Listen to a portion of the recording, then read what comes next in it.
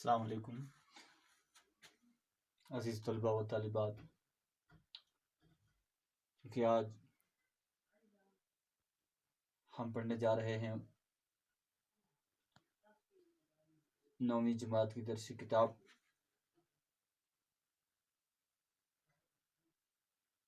इसका मौजू है माहौलियाती आलूदगी। इसको लिखा है डॉक्टर जोहर कुद्दूसी ने।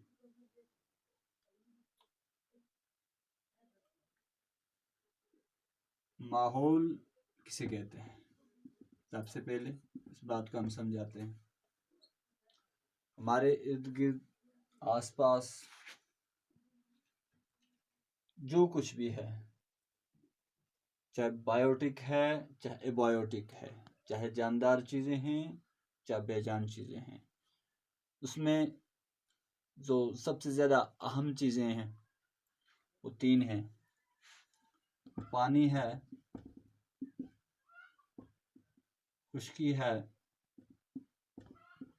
और हवा है। ये 3 चीज़ें जो माहौल की सबसे ज़्यादा अहम है। इन 3 चीज़ों के बगैर किसी चीज़ का जिंदा रहना मुहाल है। कोई चीज़ जिंदा नहीं रह सकती है।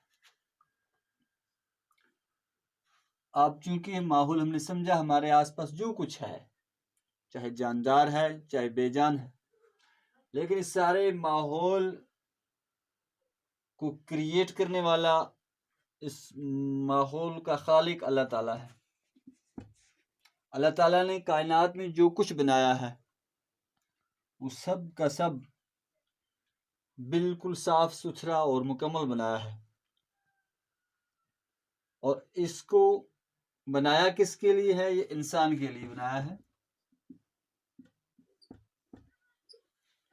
और इंसान के साथ साथ बाकी जितनी भी जानदार चीजें, जितनी भी मखलूकात है, ये तमाम चीजें जो हैं, इन पर सबसे ज्यादा हावी जिसको बनाया है वो इंसान को बनाया है। अब माहौल को जो गंदा कर रहा है, आलूदा कर रहा है, इसका जिम्मेदार जो है वो इंसान है। इंसान क्यों है? हैवानात को जो अल्लाह ताला ने पैदा किया उसको भी इंसान के ताबे किया। उनके पास जुबान नहीं है, वो गलत और सही में फर्क नहीं कर सकते। नुकसान और फायदे में फर्क नहीं कर सकते हैं। ये सिर्फ वाहिद एक इंसान है जो इस चीज में फर्क करता है। इसको अल्लाह ताला ने अक्ल सलीम बख्शा है।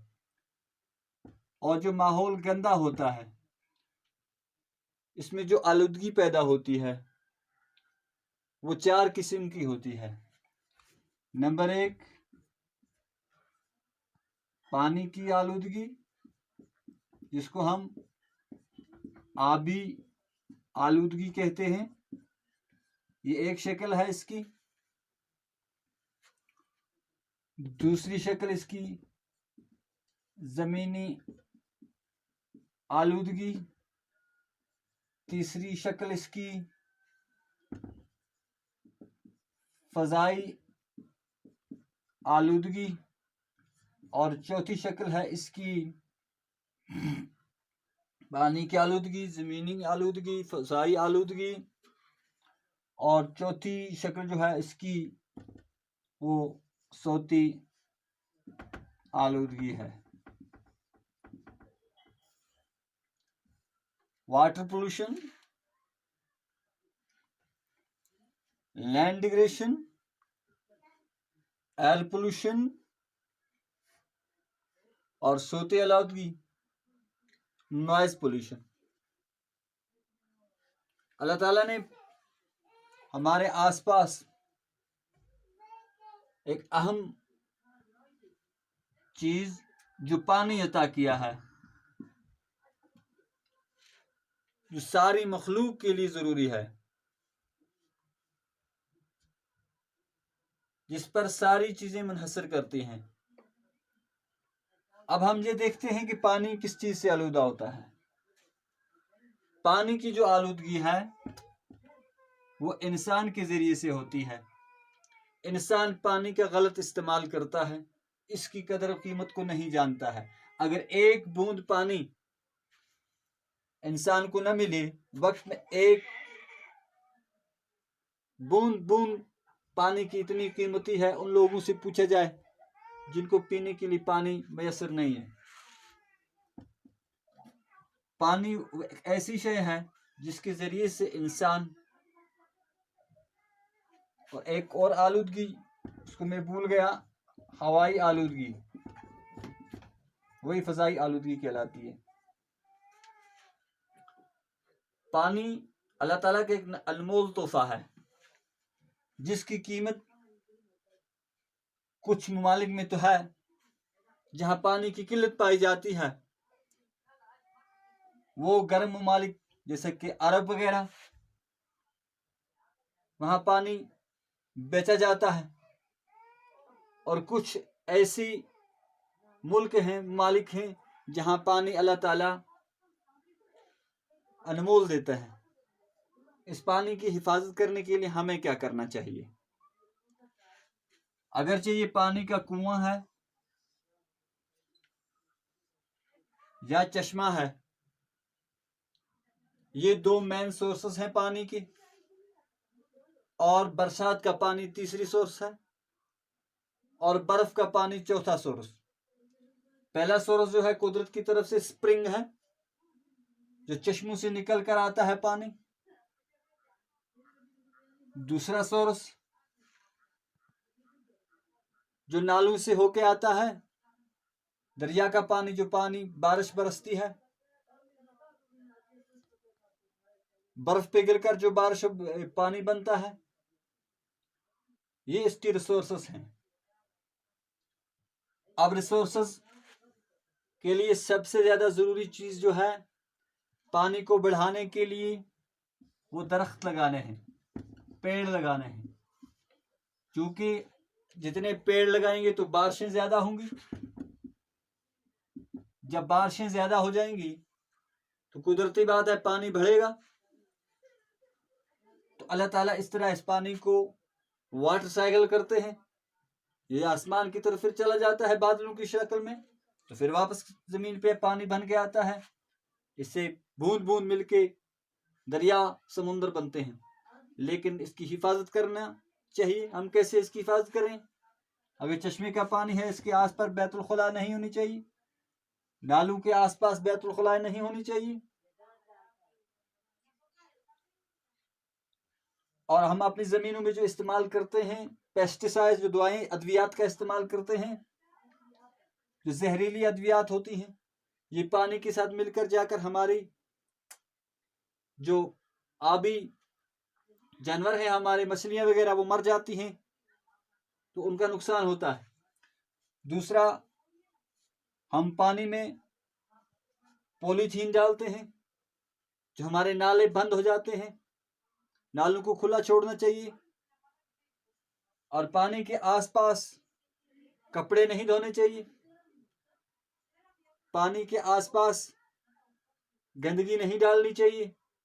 जहां भी पानी का जरिया है, चाहे वो ड्रेन की सूरत में पानी आ रहा है, चाहे दरिया की सूरत में पानी आ रहा है, चाहे वो चश्मे की सूरत में पानी आ रहा है, चाहे झरने की सूरत में पानी आ रहा है, ये सारा पानी इन तमाम अद्वियात से, साबुन की झाग से, पॉलीथीन से और बैतुल खुला जैसे से महफूज होना चाहिए।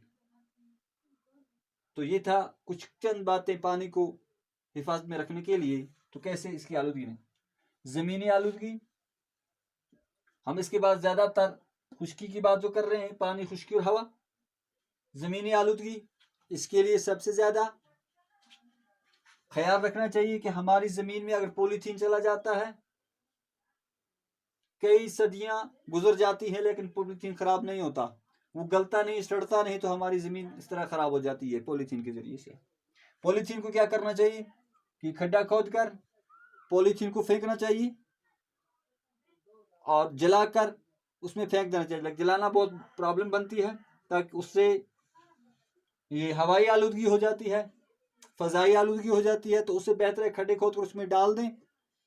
हर मोहल्ले में एक खड्डा खोदा होना चाहिए, एक विलेज लेवल पे खड्डा खोदा होना चाहिए। उसमें उठाकर ये, या तो पॉलीथीन का इस्तेमाल ही करना बंद कर दें। गवर्नमेंट की तरफ से पॉलीथीन का इस्तेमाल पर बैन है, कपड़े का थैला इस्तेमाल करना चाहिए। इसके अलावा ज़मीनी आलूदगी कैसे होती है? जो हम पानी को रास्ता नहीं देते हैं, नाले बंद कर देते हैं, जंगल साफ कर देते हैं, तो नतीजा ये निकलता है जो ज़मीन को पकड़ती है, हमारी हजारों एकड़ ज़मीन पानी के साथ मिलकर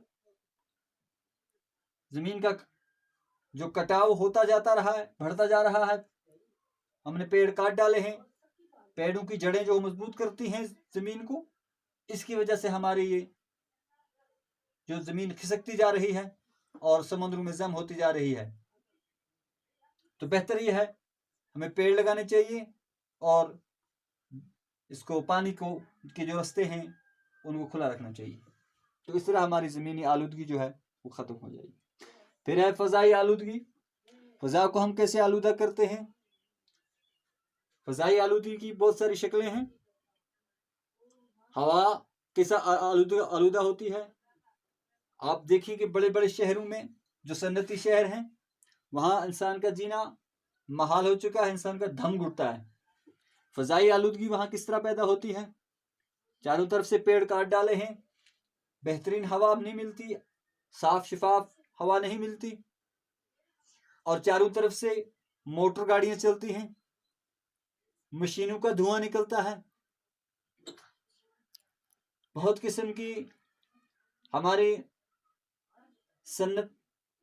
सन्नतकारियां जो हैं, बहुत सारी फैक्ट्रियां जो हैं, वहाँ जो हम काम किया जाता है वहाँ से धुआं निकलता है। वो धुआं फ़ज़ा में चला जाता है तो कई हजार लोग, सैकड़ों लोग, हजारों लोग हिंदुस्तान में तपदिक की जैसी बीमारी, मुहलिक बीमारी के से दो चार होते हैं, जो इंसानी फेफड़ों को असरअंदाज करके इसको मुहलिक बीमारी में मुब्तला कर देती है। तो फ़ज़ाई आलूदगी एक शक्ल धुआं है। दूसरी फ़ज़ाई आलूदगी यह है कि हमारे जानवर मर जाते हैं, हम उनको खुले में फेंक देते हैं, उनसे निकलने वाली बदबू जो है जिससे कॉलरा फैलता है। हिंदुस्तान में कॉलरा बहुत पहले चला था, बहुत खतरनाक बीमारी है। तो कॉलरा सिर्फ इसी एक चीज़ से नहीं फैलता है, बहुत सारी चीज़ें और भी हैं इसकी जो फ़ज़ा को आलूदा करती हैं। एयर वायरल बन जाता है, हर एक को सांस लेनी है, तो हमें चाहिए कि मुर्दार जानवर जो हैं इनको हम किसी खड्डे में डालें और ऊपर से मिट्टी डाल दें, इनको खुले में ना रखें, और चारों तरफ साफ सफाई रखें। किसी किस्म की गंदगी, कूड़ा करकट ना डालें, कूड़ा करकट का इस्तेमाल डस्टबिन में करें। तो इससे हम फ़ज़ाई आलूदगी को कम कर सकते हैं। फैक्ट्रियां इलाके से बाहर रखें। ईंटों के भट्ठे जो लगाए जाते हैं वो इलाकाई लेवल से बाहर रखें।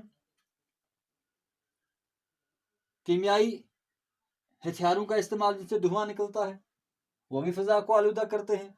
और कई शक्लें हैं फ़ज़ाई आलूदगी की, और इससे सबसे ज़्यादा सन्नती शहर जो हैं वहाँ पे दम घुट जाता है। और सबसे ज़्यादा इसको कम करने के लिए हमें पेड़ लगाने चाहिए। फिर रही बात सौती आलूदगी की। सौती आलूदगी, सौत कहते हैं आवाज को। ये चीजें जो हैं ये भी बहुत सारी हैं। हमारी फैक्ट्री से निकलने वाली आवाजें हमारे कानों को झंझोड़ती हैं। मोटर गाड़ियां, जो लोग सड़कों के ऊपर रहते हैं, सुबह शाम वहां से गाड़ियों का गुजर होता है, साइलेंसर के बिना गाड़ियां चलती हैं, उनकी वो आवाजें जो निकलती हैं इंसान के कानों को झंझोड़ती हैं। इंसान जब सुनना चाहता है तो धीमी आवाज सुनना चाहता है, ज्यादा तेज आवाज नहीं। लाउड स्पीकर जो लगते हैं वो इंसानी अब इसको कानों को झंझोड़ती हैं। फैक्ट्रियों से निकलने वाली आवाज, आरा मशीन से निकलने वाली आवाज, मोटर्स से निकलने वाली आवाज, ये इंसानी कानों पे असरअंदाज करती हैं। और इंसान के कान बहुत जरूरी हैं, ये गेटवे ऑफ द नॉलेज है। इंसान जो भी इल्म हासिल करता है आंखों और कानों के जरिए से हासिल करता है। अगर काना होगा तो चलेगा, अंधा होगा तो चलेगा, अगर बहरा हुआ तो बिल्कुल नहीं चलेगा, कि वो सुनेगा ही कुछ नहीं। तो इसलिए हमें जो कानों को जोड़ने वाली चीज़ें जो हैं, इन पर रोक लगानी चाहिए। ये इनके लिए साइलेंसर लगाए जाने चाहिए, खामोशी के लिए आले लगाए जाने चाहिए। तो इन चीज़ों से जो हवाई आलूदगी हमारी है। दूसरी तीसरी चीज़ ये है इसके लिए, हमारे आसपास ऊंची आवाज में जो रेडियो, टेप रिकॉर्डर, बाकी लाउड स्पीकर जो हर वक्त चलते रहते हैं, उन पर थोड़ी सी पाबंदी होनी चाहिए। तो इस तरीके से रेडियो, टेप रिकॉर्डर और टेलीविज़न का जो इस्तेमाल किया जाता है, ये बड़ी धीमी आवाज़ से होना चाहिए, जो वहीं बैठे लोग जो हैं उनके कानों तक पहुंचना चाहिए। इस तरह इन चीज़ों पे थोड़ी रोक लगाई जानी चाहिए, तब जाकर ये माहौलियाती आलूदगी ख़त्म हो सकती है।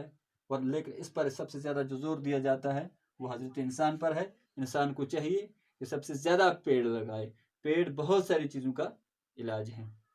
मुझे लगता है आपको डॉक्टर जौहर क़ुदूसी का ये लिखा हुआ लेसन माहौलियाती आलूदगी समझ आया होगा। इंशाअल्लाह फिर मिलेंगे। अल्लाह हाफ़िज़।